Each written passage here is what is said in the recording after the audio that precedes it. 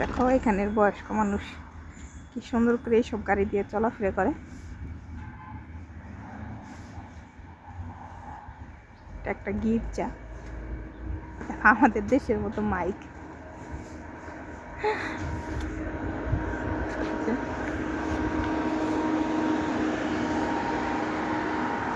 কত সুন্দর একটা জায়গা।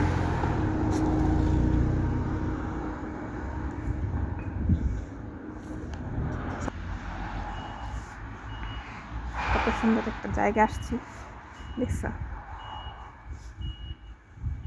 এই যে দেখো কত সুন্দর একটা কটেজ।